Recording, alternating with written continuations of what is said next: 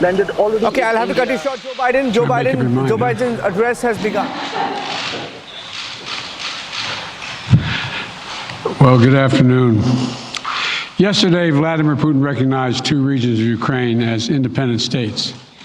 And he bizarrely asserted that these regions are no longer part of Ukraine and their sovereign territory. To put it simply, Russia just announced that it is carving out a big chunk of Ukraine.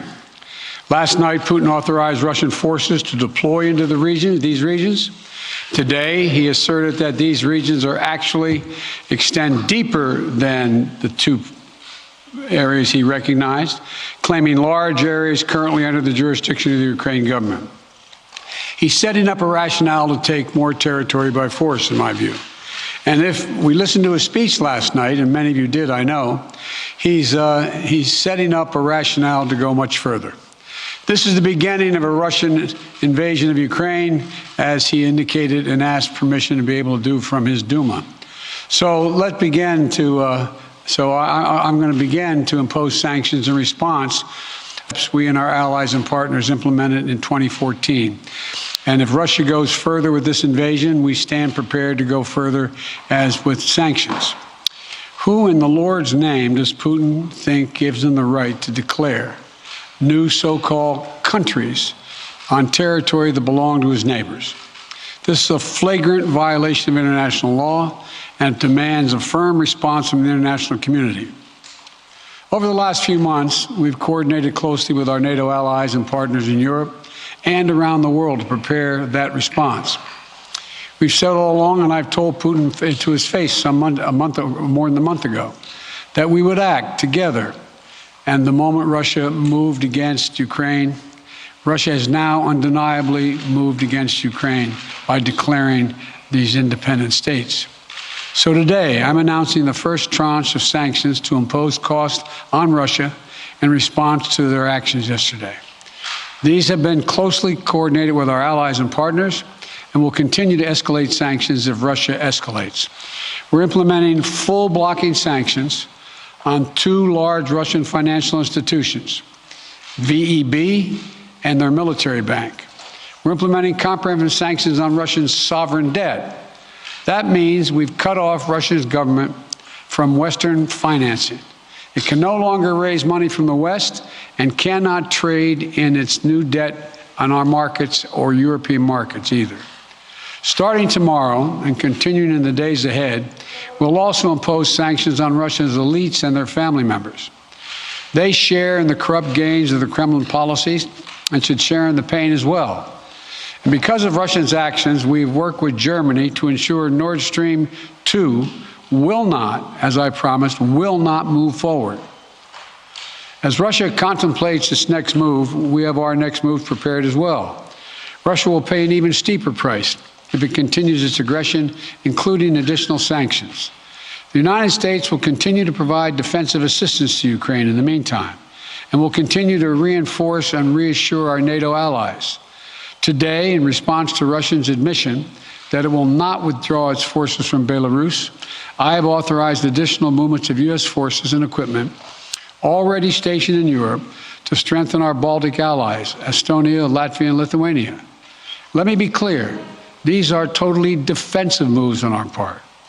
We have no intention of fighting Russia. We want to send an unmistakable message, though, that the United States, together with our allies, will defend every inch of NATO territory and abide by the commitments we made to NATO. We still believe that Russia is poised to go much further in launching a massive military attack against Ukraine. Hope I'm wrong about that. Hope we're wrong about that. But Russia has only escalated its threat against the rest of Ukrainian territory, including major cities and including the capital city of Kyiv. There are still well over 150,000 Russian troops surrounding Ukraine. And as I said, Russian forces remain positioned in Belarus to attack Ukraine from the north, including warplanes and offensive missile systems. Russia has moved troops closer to Ukraine's border with Russia. Russia's naval vessels are maneuvering in the Black Sea to Ukraine's south, including amphibious assault ships, missile cruisers, and submarines. Russia's moved supplies of blood and medical equipment into position on their border. You don't need blood unless you plan on starting a war.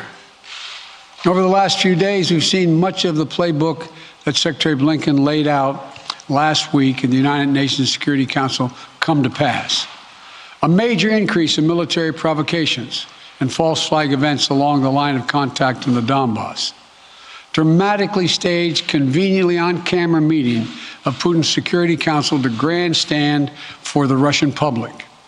And now political provocation of recognizing sovereign Ukrainian territory as so-called independent republics in clear violation, again, of international law. President Putin has sought authorization from the Russian parliament to use military force outside of Russian territory. And this set the stage for further pretexts of further provocations by Russia to try to justify further military action. None of us should be fooled. None of us will be fooled. There is no justification. Further Russian assault in Ukraine remains a severe threat in the days ahead. And if Russia proceeds, it is Russia and Russia alone that bears the responsibility. As we respond, my administration is using every tool at our disposal to protect American businesses and consumers from rising prices at the pump. As I said last week, defending freedom will have cost for us as well and here at home. We need to be honest about that. But as we do this, I'm going to take robust action to make sure the pain of our sanctions is targeted at the Russian economy, not ours. We're closely monitoring energy supplies for any disruption. We're executing a plan in coordination with major oil-producing consumers and producers toward a collective investment to secure stability in global energy supplies. This will blunt gas prices. I want to limit the pain the American people are feeling at the gas pump. This is critical to me. In the last few days, I've been in constant contact with European leaders, including with Ukrainian President Zelensky. Vice President Harris met in person with the leaders in Germany over the weekend at the Munich conference, including President Zelensky. At every step, we have shown the United States and our allies and partners are working in unison, which he hasn't been counting on, Mr. Putin. We're united in our support of Ukraine.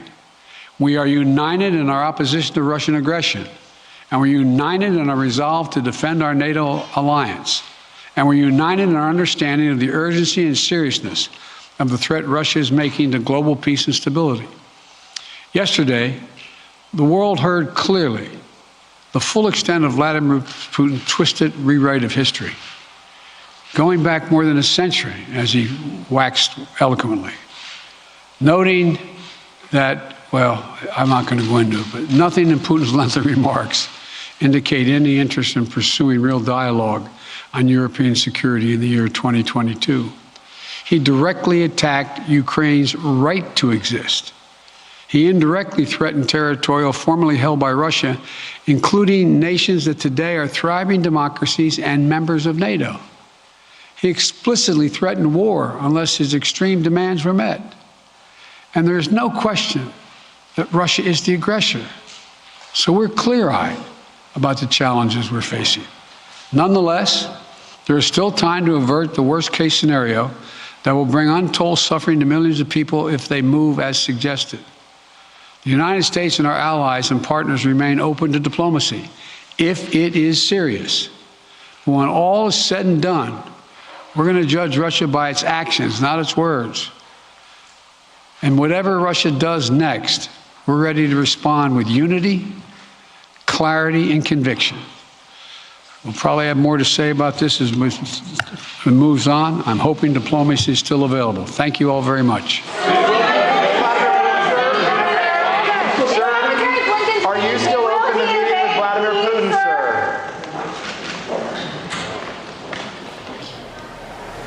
Let me get in the first response.